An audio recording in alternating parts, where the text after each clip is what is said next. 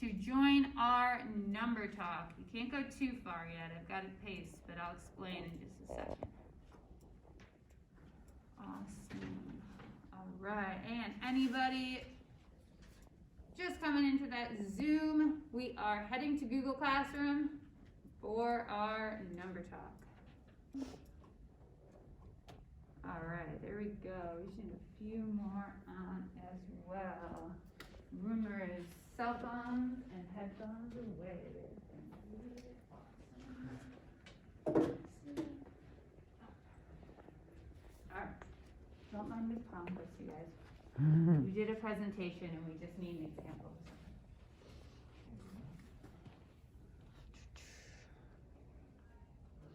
Awesome. All right. I will unlock the rest of the slides in just a second, but we're going to do a which one doesn't belong, which we've done before, right? So basically what we're thinking about here is we've got 4 different expressions. All of these are considered polynomials, but you're going to come up with a reason why one of these 4 expressions is different than the others. Why doesn't it belong to the set that you're making up? But be creative, because there's tons of answers here, okay? So we kind of picked these on purpose where they might have something in common. You have to come up with some reason why one of them is unique, okay? And you're going to do that twice. You're going to pick 2 different ones, all right? And then you're going to have an opportunity to come up with another expression that you would add to this set. So if you were in charge of coming up with these 4, what other one would you maybe add to this problem? Okay. So I unlocked it. You can move forward. You're going to come up with which one doesn't belong. You're going to do that twice. And then you're going to add your own expression. Okay. Take your time. All good. Awesome. Let's see. Oh, we got a few people that just got to bring their name to life. Amir and Julius, go ahead and click that link for me. And then Mikhail, you got that one?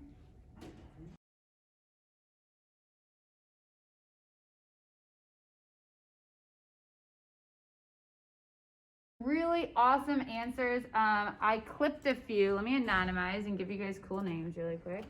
But I clipped a few that I thought kind of expressed the same ideas in different ways, which I thought was nice. So the blue expression was just 2x. And I liked how we kind of used different vocabulary to talk about it. So we have like the blue 2x doesn't have an exponent. Awesome, right? Because it's x to the first power, and we don't have to write the little 1 up there. We really never do. And then someone said because it's not squared, which again is another way to say to the second power, right? Somebody said it doesn't belong because it doesn't have an exponent of 2. So again, like just other ways to say the same thing.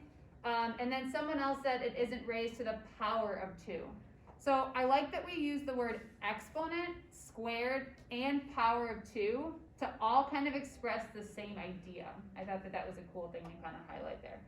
But yeah, this was one of the only ones, I think, well, the only one actually, where we had no exponents in it at all, right? Because over here we have x squared, we have an x squared in this expression, and then this one, the parentheses are squared. And then another one that you guys talked about a lot was the orange or red one, which was just the x squared. So some people said it's the only expression that has an exponent, but no official number, but it has an exponent. It doesn't have 2 as the base number. Doesn't have 2 in the expression, only as an exponent has it, and it doesn't have a 2x at all. So I thought that these were all really cool. One thing I want to point out, I'll do it in red to keep with the theme. Okay, so we have an x squared. Does anybody know what it's called? What the number out front is called? Yeah. Constant, maybe? A constant is like a number without any variables. Yeah. Yeah. Coefficient. Yeah, we call it the coefficient. Starts with a C. I like it. So, like, we could actually write a 1 here, but we don't have to. But we would call that number the coefficient. And the base of an exponent is actually right here, what we're raising to that power. So, like, we don't have a coefficient out front. It's really like 1. And then the word base we sometimes use for the base of the exponent. But I like that we're all hitting on that idea. Just want to clarify the vocabulary a little bit. Awesome. Okay, and then there was a few others that I just really liked. We have the green box. Everything is being squared, right? Like the whole expression. X plus 2 is all being squared. A lot of you guys pointed out the parentheses here, right? That really sticks out.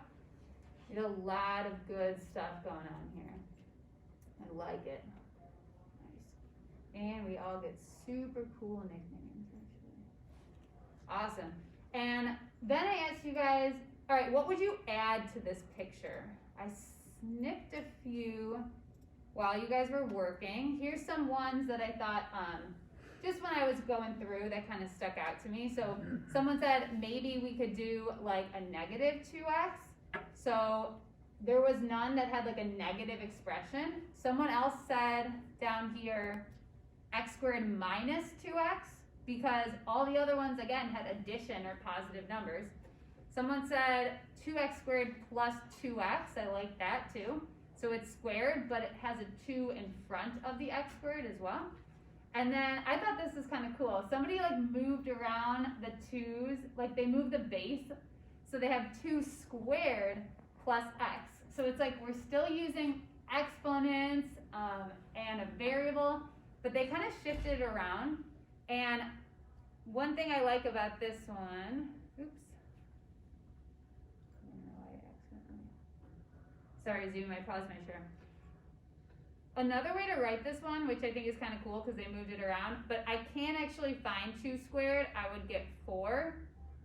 And I could write it as 4 plus x, but I love how this kind of like follows our theme of only using x's and 2's. So kind of like shuffling it around, but we can still evaluate it mathematically, which is cool. All right, awesome. There were a lot of other good ones. I just snipped a few while you were working. Awesome, guys. All right, as long as you've got a response on those 3 slides for me.